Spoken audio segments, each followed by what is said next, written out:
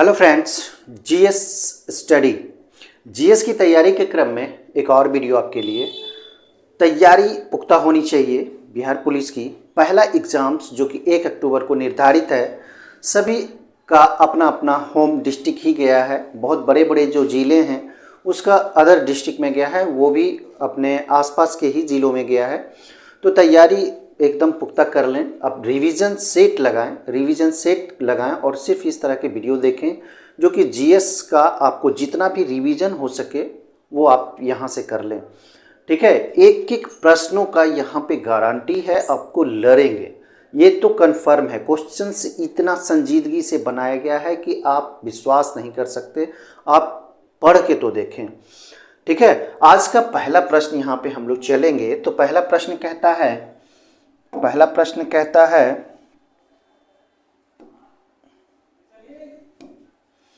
निम्नलिखित में से किस परिस्थिति में भारत में स्वतंत्रता के मौलिक अधिकारों को कम किया जाता है सो पूछा जा रहा है। ठीक है, कम किया जाता है, इसके बारे में पूछा जा रहा है। तो इसका सही जवाब हो जाएगा, पहले ऑप्शंस आप देख लें, राज्य का आपातकाल, महामारी आपातकाल, राष्ट्रीय आपातकाल, वित्तीय आपातकाल। तो आपातकाल जो होते हैं ये राज्य का आपातकाल नहीं होता है, महामारी आपातकाल नहीं होता है, राष्ट्रीय आपातकाल होता है। इसका सही जवाब भी अगर जाने तो यही होगा, राष्ट्रीय आपातकाल।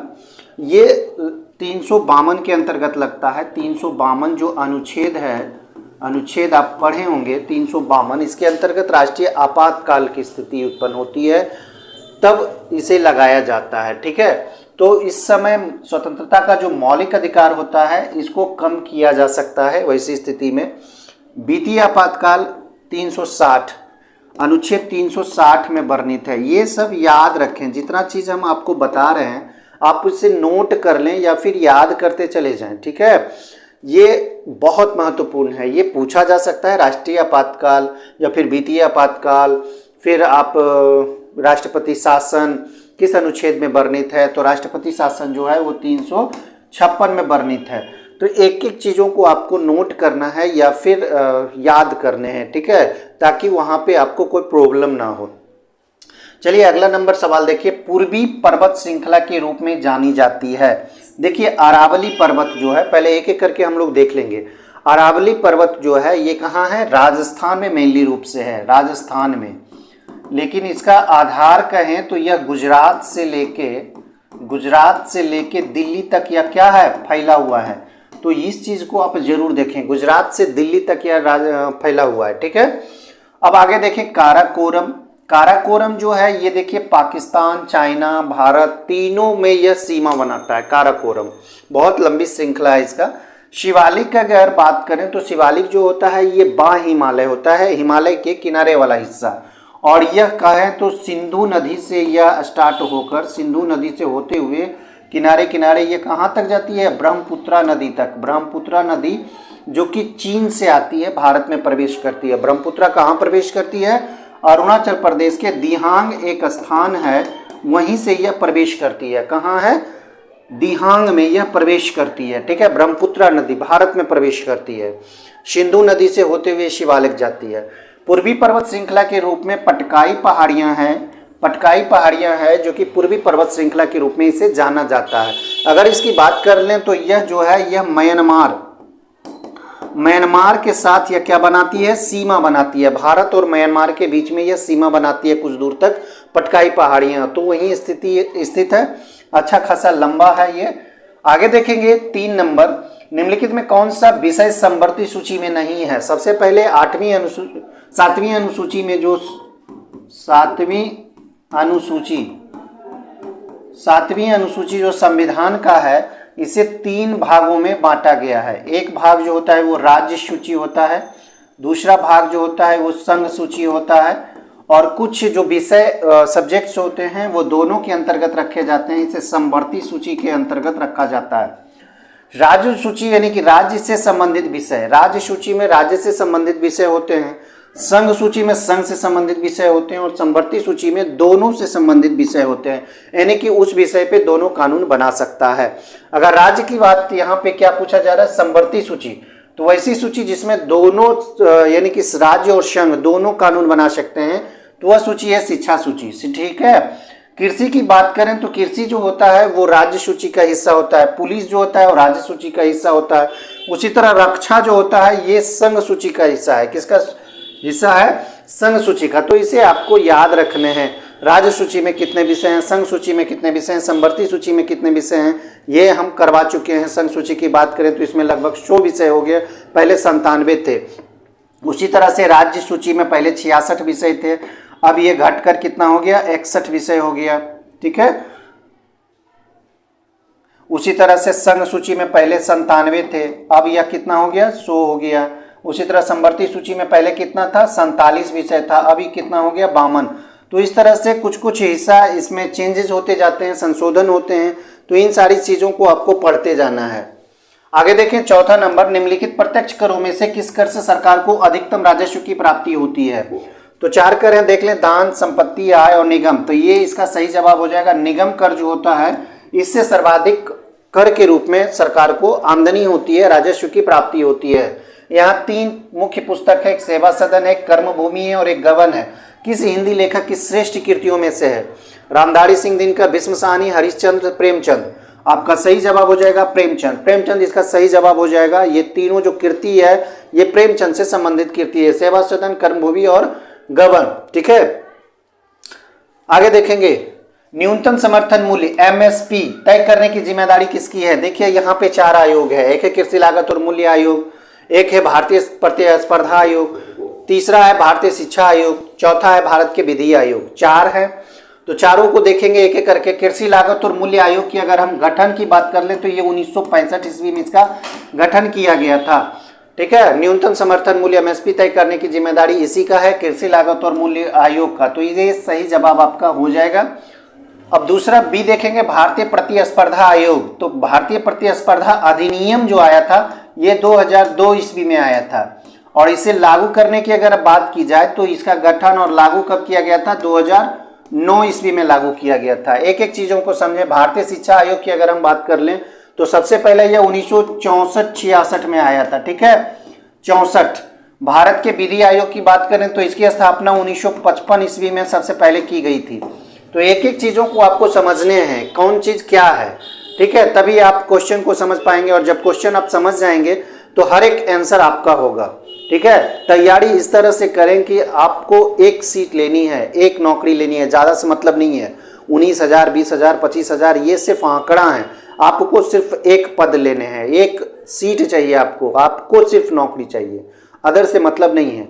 हार्ड वर्क है थोड़ा सा, बस क्वालिफाई कर लें। उसके बाद रनिंग करते रहे थोड़ा थोड़ा, उसके बाद आगे की बात। संगम साहित्य किस भारतीय भाषा में लिखा गया? संगम साहित्य में ढेर सारे साहित्य लिखे गए हैं, ढेर सारी कृतियां हैं इसमें लिखी हुई। तो यह मेनली रूप से जो भारतीय भाषा है ये तमिल भाषा में लिखी गई है। तो संगम साहित्य का अगर चर्चा हो और किस भाषा में लिखा गया है तो इसे तमिल आसानी से आप बना सकते हैं, ये इजी है। तमिल भाषा में संगम साहित्य को लिखा गया है। निम्नलिखित में किसमें रासायनिक परिवर्तन नहीं होता? आप एक एक करके चीजों को देखें। कोयला का जलना, इसमें रासायनिक परिवर्तन होता है। कागज का जलना, इसमें रासायनिक परिवर्तन नहीं होता है। लकड़ी का जलना, इसमें होता है। पानी का भाप में बदलना, इसमें ये भी रासायनिक परिवर्तन का हिस्सा है। लेकिन कागज का जलना है ये भौतिक परिवर्तन का हिस्सा है, इसे ध्यान देना है, ठीक है। अब भारत की लोकसभा में प्रथम महिला अध्यक्ष रही कौन है? बहुत आसान है, हाल फिलहाल की रही है, इसलिए याद करना बहुत आसान है। ये मीरा कुमार हैं। मीरा कुमार जो कि भारत की लोकसभा की पहली महिला अध्यक्ष हैं। विजयलक्ष्मी पंडित की अगर हम चर्चा कर लें तो संयुक्त राष्ट्र संघ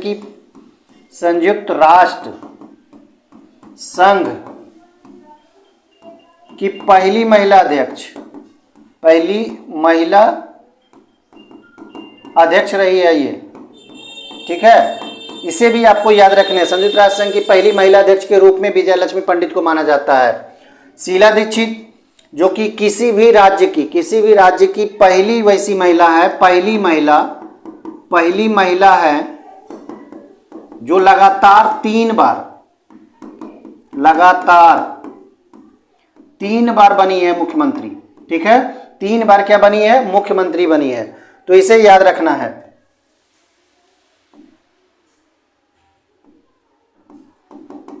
तीन बार मुख्यमंत्री बनी है लगातार। सुचेता कृपलानी की बात करें तो पहली महिला मुख्यमंत्री के रूप में जानी जाती है, पहली महिला मुख्यमंत्री किसी भी राज्य की भारत की पहली महिला मुख्यमंत्री के रूप में सुचेता कृपलानी को जाना जाता है। बहुत इंपॉर्टेंट है तीनों चीजें यहाँ पे। अब आगे देखेंगे 10 भारत में उष्णकटिबंधीय सदाबहार वन, 2-3 बार ये क्वेश्चन रिपीट हुआ है, 2-3 बार हम बता चुके हैं। उष्णकटिबंधीय वर्षा वन जो होता है, उष्णकटिबंधीय सदाबहार वन जो होता है, ये आसाम में स्थित है। आगे देखेंगे अम्बेडकर जयंती मनाई जाती है। अम्बेडकर जयंती देख ले 11 जुलाई, 12 जुलाई, 14 अप्रैल, 14 मई। तो 14 अप्रैल को मनाई जाती है अम्बेडकर जयंती। अम्बेडकर जयंती अम्बेडकर जिन्हें भीमराव अम्बेडकर के नाम से जाना जाता है। अम्बेडकर, भीमराव अम्बेडकर जो कि संविधान सभा के प्रारूप समिति के अध्यक्ष थे, संविधान सभा के प्रारूप समिति के अध्यक्ष थे, ये समिति के अध्यक्ष थे, ठीक है। तो इस तरह से इन्हें जाना जाता है भीमराव अम्बेडकर। भीमराव अम्बेडकर ढेर सारे संस्थान का भी ये स्थापना किए हैं और इनका जो जन्म है 14 अप्रैल 1891 ईस्वी को महू में हुआ था। महू कहाँ है? एमपी में। एमपी कहाँ है? एमपी किसे कहा जाता है? मध्य प्रदेश को, ठीक है। महू 1891 ईस्वी में। और सबसे पहले ये कहाँ चुने गए थे? ये सबसे पहले चुने गए बंगाल से थे, ठीक है। कहाँ? संविधान सभा में। और उसके बाद फिर ये कहाँ से चुने गए हैं? मुंबई से। तो इस तरह से आपको याद रखने भीमराव अम्बेडकर के बारे में आपको जानने हैं, पढ़ने हैं। आगे देखेंगे अगला नंबर सवाल 12, भारत में पहला पनबिजली शक्ति केंद्र प्रारंभ हुआ। तो देखिए पाइकारा, कोयना, भाखरा, नांगल, शिव समुद्रम। तो इसका सही जवाब हो जाएगा शिव समुद्रम में। शिव समुद्रम जो कि कर्नाटक में है। शिव समुद्रम कहाँ है? कर्नाटक में है, ये भी याद रखने हैं। और पहला पनबिजली शक्ति केंद्र जो कि 1902 ईस्वी में ये बना था। भारत में पहला पनबिजली शक्ति केंद्र 1902 ईस्वी में शिव समुद्रम में, कर्नाटक में। इसे याद रखने हैं आपको। देखिए भारत में ईवीएम का प्रयोग कब शुरू किया गया था? ईवीएम का प्रयोग तो देख ले 84, 99, 82, 1980। सबसे पहले का प्रयोग की अगर बात करें तो 1982 ईस्वी में इसका प्रयोग केरल विधानसभा में किया गया था। केरल के विधानसभा में इसका प्रयोग किया गया था 1982 ईस्वी में। ईवीएम का प्रयोग, इलेक्ट्रॉनिक वोटिंग मशीन इसे कहा जाता है। ईवीएम का फुल फॉर्म हुआ। राजा खारवेल का नाम देखिए, ये सभी स्तंभ हैं जैसे कि गिरनार स्तंभ लेक, जूनागढ़, हाथी गुम्फा, सारनाथ। तो राजा खारवेल का जो नाम आता है वो हाथी गुम्फा लेक से संबंधित है, राजा खारवेल। गिरनार और जूनागढ़ अगर बात करें तो रुद्रदामन का नाम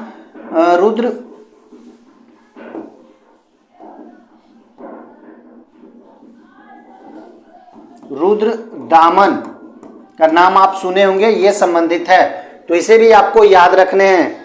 आगे देखेंगे नंबर 15, फीफा विश्व कप 2026। ये करंट का क्वेश्चन है। कहाँ आयोजित होने वाला है? ध्यान से देखें। कोरिया, दक्षिण Korea, Japan, Australia, New Zealand, Fiji, Germany, Italy, France. 3 देश में होने हैं। ध्यान से देखें। यूएस में होने हैं, कनाडा में होने हैं और मैक्सिको में होने हैं। इसका सही जवाब हो जाएगा अमेरिका, कनाडा और मैक्सिको। आगे देखेंगे 16, पृथ्वी के वायुमंडल में अनुमानित रूप से कितने प्रतिशत आर्गन है? आर्गन की प्रतिशतता पूछा जा रहा है। तो आपको पता होगा नाइट्रोजन की मात्रा कितना है? नाइट्रोजन की मात्रा है 78% वायुमंडल में, ठीक है। अगर बात कर लें ऑक्सीजन की, ऑक्सीजन कितना प्रतिशत पाया जाता है? तो 21%। अगर दोनों को जोड़ लें तो कितना हो गया? 99% हो गया। बाकी के जो 1% बचता है इसी में सारी गैसें हैं। 1% में ही कार्बन डाइऑक्साइड है, आर्गन है। तो इसमें भी सर्वाधिक मात्रा में आर्गन पाया जाता है। आर्गन की जो मात्रा होती है सर्वाधिक होती है। और इसका प्रतिशत की अगर हम बात करें तो लगभग 0.932% ही होता है।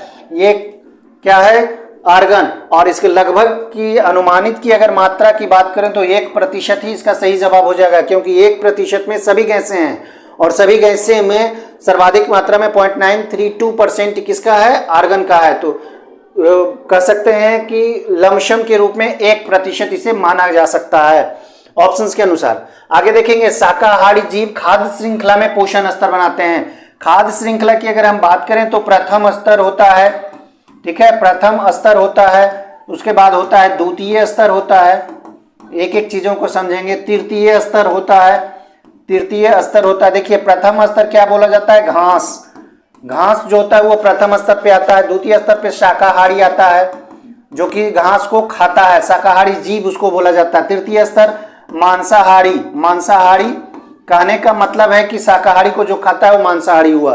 तो प्रथम स्तर पर घास, द्वितीय स्तर पर शाकाहारी, तृतीय स्तर पर मांसाहारी।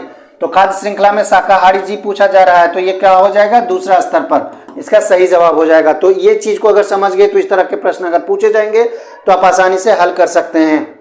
देखिए 18 फाइल फॉर्मेट के संदर्भ में पीडीएफ का पूर्ण रूप, ये कंप्यूटर से संबंधित प्रश्न है। तो पीडीएफ मतलब क्या होता है ये देखना है। पीडीएफ मतलब होता है पोर्टेबल डॉक्यूमेंट फॉर्मेट, इसका सही जवाब हो जाएगा पी से पोर्टेबल, डी से डॉक्यूमेंट, एफ से फॉर्मेट। पीडीएफ का मतलब होता है, जो कि अभी पीडीएफ से ही हम यहाँ पे पढ़ा रहे हैं। आगे देखें, किताबुल हिंद इनमें से किस यात्री एवं विद्वान की कृति है। किताबुल हिंद जो लिखा गया है ये लिखा गया है अल बरूनी के द्वारा, अल बरूनी के द्वारा लिखा गया है। और अल बरूनी भारत आया था किसके साथ, महमूद गजनबी के साथ, महमूद गजनबी के साथ भारत आया था, याद रखना है। कौन, अल बरूनी, जिसकी पुस्तक कौन सा है, किताबुल हिंद पुस्तक है। देखिए हर एक प्रश्न इतना इंपॉर्टेंट है, सोच नहीं सकते। बीबीआई की श्रेणी में इसे रखा जा सकता है। निम्नलिखित में कौन सा युग्म सही ढंग से सुमेलित नहीं है ये बताना है। देखिए सबसे पहला आप यहाँ पे देख रहे हैं उस्ताद बिस्मिल्लाह खान, ये सितार से संबंधित है, ये गलत हो जाएगा। ये शहनाई से संबंधित है, शहनाई बजाते थे उस्ताद बिस्मिल्लाह खान। उस्ताद अली अकबर खान सरोद, ये ठीक है। पंडित हरिप्रसाद चौरसिया, ये बांसुरी बजाते हैं, ये भी ठीक है। मियां तानसेन, ये 9 रत्नों में से एक थे। अकबर के 9 रत्न जो थे, नवरत्न जो थे, उनमें से मियां तानसेन भी एक थे। ठीक है, तो इसका सही जवाब हो जाएगा उस्ताद बिस्मिल्लाह खान, जो कि शहनाई वादक है, सितार वादक नहीं है। चलिए, भारतीय संविधान के प्रस्तावना द्वारा अपने नागरिकों को कितने प्रकार की न्याय प्रणाली प्रदान की गई है। न्याय प्रणाली की यहाँ पे व्यवस्था की गई है। अगर आप प्रस्तावना पढ़ेंगे तो उससे ढेर सारे क्वेश्चन सोल्व होंगे, प्रस्तावना को ध्यान में रखने हैं। तो न्याय 3 प्रकार के यहाँ पे दिए गए हैं। प्रस्तावना में न्याय का जो उल्लेख किया गया है 3 प्रकार के है। एक है आर्थिक न्याय, इसे याद रख लेना है, आर्थिक न्याय। एक है सामाजिक न्याय और एक है राजनीतिक न्याय। ये तीनों को आपको याद रखने हैं, आर्थिक न्याय, सामाजिक न्याय, राजनीतिक न्याय। ये 3 तरह के न्याय की वर्णन प्रस्तावना में मिलता है। ब्रेड को फुलाने के लिए कौन सी सामग्री मिलाई जाती है, चलिए इसका आंसर बताइए। ब्रेड को फुलाने के लिए कौन सी सामग्री मिलाई जाती है, गेहूं, ईस्ट, टोमेटो केचप या फिर चीज। तो इसका सही जवाब हो जाएगा ईस्ट। ठीक है, ब्रेड को फुलाने के लिए इनमें कौन सी सामग्री मिलाई जाती है, ईस्ट मिलाई जाती है। अब देखिए कौन सा युग्म सुमेलित नहीं है ये बताना है। अब यहाँ पे देख लें एक एक करके। सतलज नदी जो है ये भारत और पाकिस्तान के बीच सीमा भी बनाता है और भारत और पाकिस्तान के बीच एक तरह से कड़ी के रूप में जोड़ा जाता है, तो ये सही हो जाएगा। नील नदी मिस्र और सूडान, ये भी सही है क्योंकि ये भी एक दूसरे से मिलता है। एंडीज पर्वत अर्जेंटीना में तो है लेकिन ब्राजील में नहीं है, तो इसका सही जवाब आप इसे मान सकते हैं जो सुमेलित नहीं है, सुमेलित नहीं है ये पूछा जा रहा है। नियाग्रा फॉल्स भी देख लें तो नियाग्रा फॉल्स यूएसए यानी कि अमेरिका और कनाडा के बीच का कड़ी है, तो ये भी सही है। बाकी ये आपका गलत है, तो सी आपका सही जवाब हो जाएगा। आगे देखें 24 देखें, प्रकृति में सबसे सशक्त बल बनाइए। सशक्त बल की चर्चा हो रही है। दिमाग से सिर्फ क्वेश्चंस अगर आप समझ लेते हैं तो आप बना देंगे। वैद्युत बल, गुरुत्वीय बल, नाभिकीय बल और चुंबकीय बल। नाभिकीय बल इसका सही जवाब होगा। नाभिकीय बल जो होता है सबसे सशक्त बल होता है प्रकृति में। ठीक है, गुरुत्वीय बल भी होता है लेकिन उससे अधिक नाभिकीय बल माना जाता है। आगे देखेंगे 100% दृष्टिहीन होने के बावजूद भारतीय विदेश सेवा में शामिल होने वाली पहली महिला की बात पूछा जा रहा है। तो यहां पे आप देख सकते हैं बेनो जेफोइन, इसका सही जवाब हो जाएगा 25 का। 26 देख लेंगे।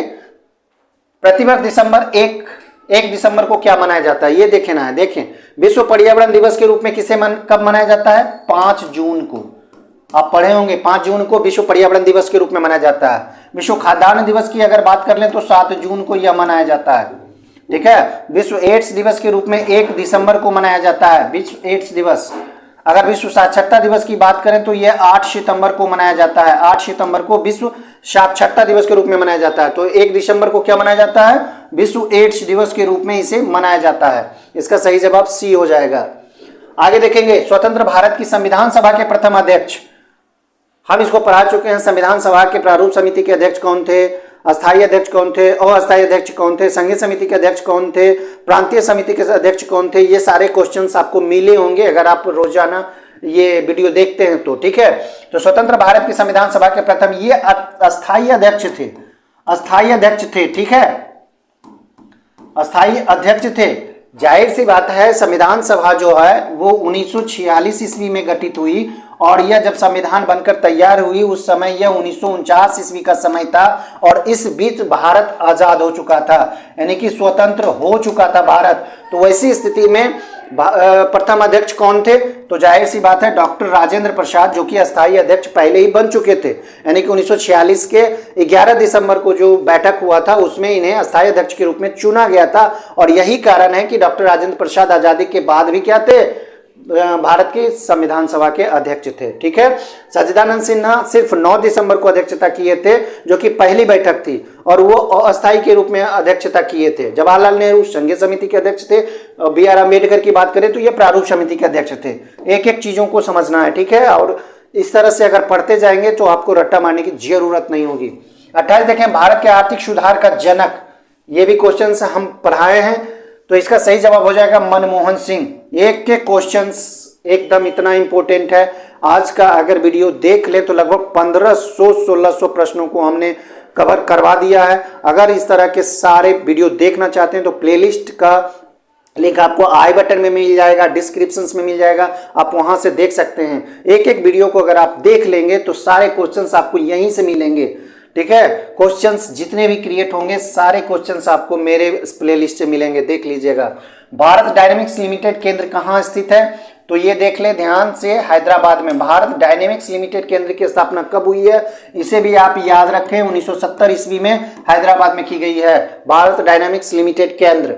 आगे 30, एक ही प्रकार का परमाणु निम्नलिखित में से किसमें मिलता है। ऑप्शंस देखें, खनिज यौगिक, खनिज मिश्रण, प्राकृतिक तत्व, इनमें से कोई नहीं। आपका सही जवाब हो जाएगा प्राकृतिक तत्व। एक एक चीजों को, जरूरी बातों को समझाते हैं। भारत में सबसे कम वर्षा कहाँ होती है, सबसे अधिक वर्षा की बात करें तो मासिनराम, सबसे अधिक वर्षा मासिनराम। मासिनराम कहाँ है, ये मेघालय में है, इसे भी याद रखना है, ये मेघालय में स्थित है। मेघालय राज्य में मासिनराम स्थित है, जहां सबसे अधिक वर्षा होती है। अगर सबसे कम वर्षा की बात करें तो लद्दाख है, लेह जो कि लद्दाख में पड़ता है, ठीक है, वहां सबसे कम वर्षा होती है भारत में। 32 देखें, निम्नलिखित में कौन एक देव नृत्य है। देव नृत्य अगर एक एक करके देखें तो भांगड़ा जो होता है ये पंजाब का नृत्य है। कुचिपुड़ी जो होता है ये आंध्र प्रदेश का नृत्य है, ठीक है। कथकली और मोहिनी अट्टम ये केरल का नृत्य है, याद रखना है। और देव नृत्य पूछा जा रहा है तो मोहिनी अट्टम को देव नृत्य के रूप में जाना जाता है, मोहिनी अट्टम, जो कि केरल में प्रसिद्ध है। आगे एलपीजी, जिसे लिक्विड पेट्रोलियम गैस के रूप में जानते हैं, सिलेंडर का कितना होता है, यानी कि वजन कितना होता है, ये पूछना चाह रहा है। 16.2, 14.2, 14.5, 12.4। आप देखे होंगे हर एक सिलेंडर में ये लिखा होता है 14.2 किलो का इसका वजन होता है। 34 नंबर सवाल, निम्नलिखित में से किस स्थान पर भगवान बुद्ध को निर्वाण की प्राप्ति हुई थी। एक एक करके चारों इन्हीं से संबंधित है, इसलिए चारों को हम देखेंगे। चारों जगह जो है, जो चारों स्थान है, बोध गया, इन्हें क्या हुआ था, ज्ञान की प्राप्ति हुई थी, ज्ञान की प्राप्ति, इसलिए चारों स्थान को देखेंगे क्योंकि इन्हीं से संबंधित है। कुशीनगर, निर्वाण की प्राप्ति, निर्वाण की प्राप्ति, ठीक है। सारनाथ, प्रथम उपदेश, एक एक करके। लुम्बिनी, जन्म, याद रखना इस चारों स्थान को। बोध गया में ज्ञान की प्राप्ति हुई थी बुद्ध को, कुशीनगर में निर्वाण की प्राप्ति हुई है, ठीक है, यानी कि इनकी मृत्यु हुई है कुशीनगर में। सारनाथ में प्रथम उपदेश उन्होंने दिया था और लुम्बिनी में इनका जन्म हुआ है। तो चारों चीजों को आपको याद रखने हैं। आगे देखेंगे, संविधान की 8वीं अनुसूची में कितनी भाषाओं को शामिल किया गया है। 8वीं अनुसूची में कितनी भाषाओं को शामिल किया गया ये बताना है। ऑप्शन 18, 22, 16, 20। तो अभी जो भाषा है ये 22 है, 22 की संख्या में। और संविधान जब प्रथम बार बना था, प्रथम में कितना था, 14 भाषा का उल्लेख मिलता है। 14 भाषाओं को ही पहले वर्गीकृत किया गया था, सबसे पहले जब संविधान बना था, ठीक है। उसके बाद आप 1967 ईस्वी की बात करें तो 21वां संविधान संशोधन हुआ था 1967 में 21वां संविधान संशोधन हुआ, और इसको सिंधी भाषा को सबसे पहले जोड़ा गया था। सिंधी भाषा को 1967 ईस्वी में, इस तरह से यह 14-1-15 भाषा हो गया था। उसके बाद फिर 1992 ईस्वी में 71वां संविधान संशोधन हुआ था, 71वां संविधान संशोधन, और इसके तहत 3 भाषाओं को जोड़ा गया था 1992 ईस्वी में। उसके बाद 2003 ईस्वी में पुनः 92वां संविधान संशोधन हुआ था, और उसमें 4 भाषाओं को जोड़ा गया था। 4 भाषा को जोड़ा गया था, इसमें 3 भाषा को जोड़ा गया था, 4 3 7, और 1 सिंधी भाषा को जोड़ा गया था, 8 भाषा फिर से जोड़ा गया। तो टोटल भाषा कितना हो गया? 22 भाषा हो गया, और अभी 22 भाषा ही है। और 4 भाषा में से एक मैथिली भी 2003 में जोड़ा गया था, जो कि बिहार से संबंधित भाषा है, मैथिली भाषा। अभी टोटल 22 भाषा है। एलिफेंटा दर्रा कहाँ स्थित है ये बताना है। ध्यान से देखें, श्रीलंका, थाईलैंड, भारत और इंडोनेशिया। तो यहाँ देखें, श्रीलंका में स्थित है। एलिफेंटा दर्रा कहाँ स्थित है? श्रीलंका में स्थित है, और श्रीलंका को जाफना से यह जोड़ता है। एलिफेंटा दर्रा किसको जोड़ता है? जाफना और श्रीलंका को। अब आगे देख लेंगे, यहाँ पे बिहार में सबसे अधिक कौन सा खनिज पाया जाता है? बिहार की यहाँ पे बात हो रही है, तो बिहार में सबसे अधिक अगर खनिज की बात करें तो अबरख पाया जाता है। और अबरख का सबसे बड़ा भंडार की अगर हम बात कर लें, भंडार की बात कर लें तो कहाँ है? गया में है। ठीक है, अबरख का सबसे बड़ा भंडार कहाँ है? गया में। और इसका उत्पादन की दृष्टि से अगर देखें, उत्पादन की दृष्टि से तो कहाँ होता है सर्वाधिक? नवादा में होता है। अबरख का सर्वाधिक उत्पादन कहाँ होता है? नवादा में। एक एक चीजों को आपको समझना है दोस्त, हर एक क्वेश्चन आपके लिए इतना इंपॉर्टेंट है, सोच नहीं सकते हैं। किस राज्य में मक्का होता ही नहीं है? ध्यान से देखें, क्वेश्चन को समझ लें। मक्का कहाँ नहीं होता? उत्तर प्रदेश, बिहार, पश्चिम बंगाल, जम्मू कश्मीर, इन सारे में तो एकदम इंपॉर्टेंट है। लेकिन मक्का कहाँ नहीं होगा? तो ये जम्मू कश्मीर में नहीं होता है। आगे देखेंगे, 39 मानव शरीर में किस अंग में शोध के कारण हेपेटाइटिस होता है? तो हेपेटाइटिस किस अंग से संबंधित है? मस्तिष्क, हृदय, यकृत, गुर्दा। तो ये तीसरा आंसर आपका सही हो जाएगा, सी, यकृत, लीवर से संबंधित ये हेपेटाइटिस रोग होता है। आगे देखेंगे, गुप्तकालीन बौद्ध शिक्षा का महान केंद्र कौन सा था? अयोध्या, नासिक, नालंदा, उज्जैन। ये तीनों गलत हो जाएंगे, नालंदा आपका सही जवाब हो जाएगा, जो कि गुप्तकालीन बौद्ध शिक्षा का महान केंद्र था। आगे 41, शेरशाह की महानता का द्योतक क्या है? किस बारे में वो सबसे ज्यादा महानतम माने जाते हैं? हुमायूं के विरुद्ध उसका विजय अभियान, चलिए ये ठीक है। श्रेष्ठ सैन्य नेतृत्व, ये भी ठीक है। प्रशासनिक सुधार, ये भी ठीक है। धार्मिक सहिष्णुता, लेकिन महानता का द्योतक अगर पूछा जाए तो ये प्रशासनिक दृष्टि से सर्वोत्तम था। तो 41 का सी सही जवाब हो जाएगा। आगे देखेंगे, जमशेदपुर किस नदी के तट पर स्थित है? आसान है ये, दामोदर, स्वर्णरेखा, मयूराक्षी और अजय। स्वर्ण रेखा इसका सही जवाब हो जाएगा, जो कि झारखंड की नदी है। स्वर्ण रेखा, जमशेदपुर शहर जो है ये किनारे में बसा हुआ है। उष्मा का सर्वोत्तम और निकृष्टतम चालक, तो सर्वोत्तम चालक चांदी, बहुत बार बता चुके हैं। निकृष्टतम, एकदम निकृष्ट जो होता है वो शीशा होता है, तो चांदी और शीशा इसका सही जवाब हो जाएगा। सर्वोत्तम में चांदी, निकृष्टतम में शीशा। आगे देखें, 44, निम्नलिखित में से कौन सा एक संक्रमण धातु है? 4 धातु यहाँ पे दिया हुआ है, एल्युमिनियम है, मैग्नीज है, मैग्नीशियम है, कैल्शियम है। तो एल्युमिनियम संक्रमण धातु नहीं है, मैग्नीशियम नहीं है, कैल्शियम नहीं है, मैग्नीज है। मैग्नीज जो होता है वो संक्रमण धातु का उदाहरण है। जीवित जीवों में जैविक उत्प्रेरक क्या कहलाते हैं? जैविक उत्प्रेरक के रूप में हार्मोन, विटामिन, स्टेरॉइड, एंजाइम्स होता है। यह उत्प्रेरक के रूप में काम करता है जीवित जीवों में। चलिए आगे देखेंगे, मीना माता रोग का कारण, बहुत फेमस है ये क्वेश्चन, बार बार परीक्षाओं में पूछे जाते हैं, इंपॉर्टेंट है। पारा इसका सही जवाब हो जाएगा, जो कि मीना माता रोग का कारण होता है।